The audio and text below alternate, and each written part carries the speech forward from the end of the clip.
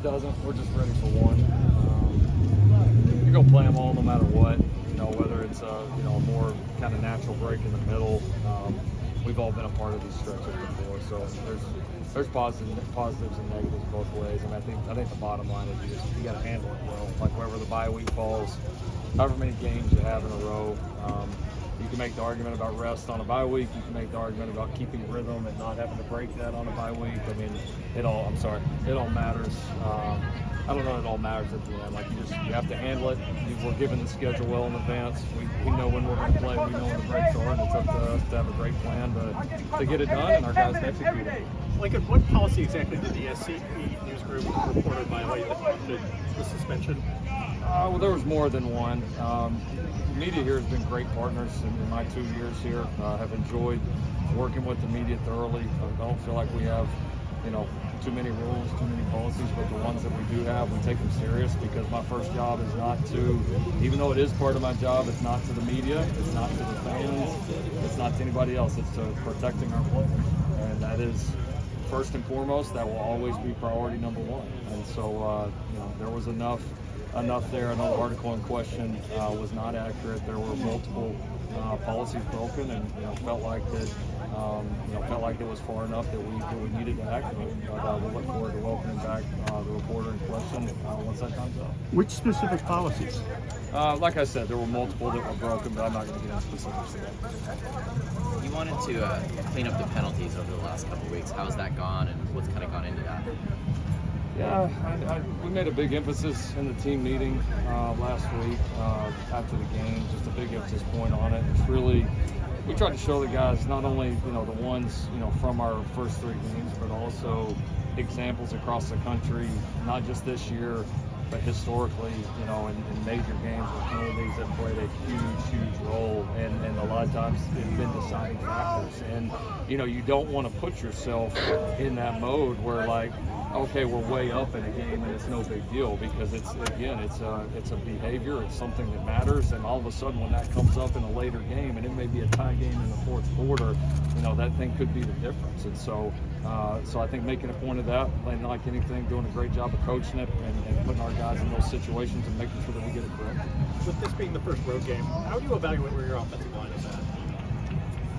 Well, I think we've progressed through the first 3 weeks. I think we're starting to maybe settle in a little bit on a lineup, and I think the continuity showed up from the first couple of games here in the third game. We played better here this last game, and you're banking on that, right? You have a few returners, but you got a lot of new faces and a lot of guys that have not played together yet, and so you're banking on those reps adding up over time and the group starting to gel. So getting on the road, you get tested. You're gonna get tested with the road atmosphere. You're gonna get tested against a good defense. I mean, there's gonna be plenty of tests. We understand that, and this will be a big step for those guys. And typically, good road football starts with playing really good on the lines of scrimmage, and we'll need to do it on both. What goes into prepping maybe the younger guys who've never gone on the road before? There's a lot to it. I mean, I think you do some of it as coaches. Explaining to them the different challenges. I think the big deal is to not be surprised by anything, to understand that it's still football, but it is going to feel different than playing at home, and the challenges are going to be different. So we've got to show them, and we've got to be able to walk them through that and prepare them. I think that also falls a lot on your leadership of your team and your guys to be able to maybe share some of their experiences and kind of give them a feel for what it's like and the things that are important to playing road football. And then they've got to be open to understand and learn it, right? They got to understand this isn't high school. This isn't, if you came from, potentially maybe a smaller college, some of these big road atmospheres are a little bit different animal, and they're a lot of fun, but you got to be ready for them. You get another game with a new staff. Just what stands out schematically about Arizona State?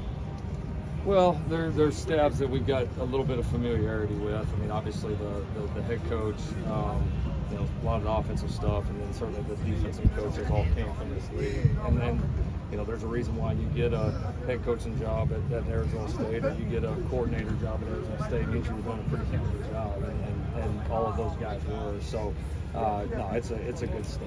It's these guys are good coaches.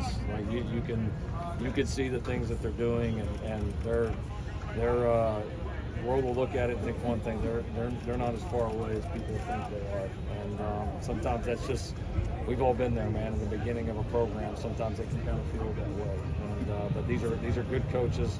It's nice to have some familiarity, but you also know you're going up against people that are really good too. So there's a challenge. It looks like they might be on their fourth string quarterback this week. As a play caller, what do you do when you're that far down? How do you tailor the game plan to make it manageable? Yeah, I hope I don't find it out. It's not an easy thing, and not because you don't have other talented, capable guys in the room, but I mean, probably the last time you repped their third or fourth quarterback might have been fall camp, and so everybody's structured there a little differently. But the challenge is obviously getting it done in a short amount of time. Now, having some time to prepare, like the group does this week, and knowing that it's going to happen and being prepared for it's one thing. It happening in a game, all of a sudden, like the other night, you lose a couple of guys just like that. That's going to be hard on anybody. I don't care who you are. I don't care who the coaches are. I don't care who the players are. So we're sure we'll see a pretty prepared group that'll be ready for it.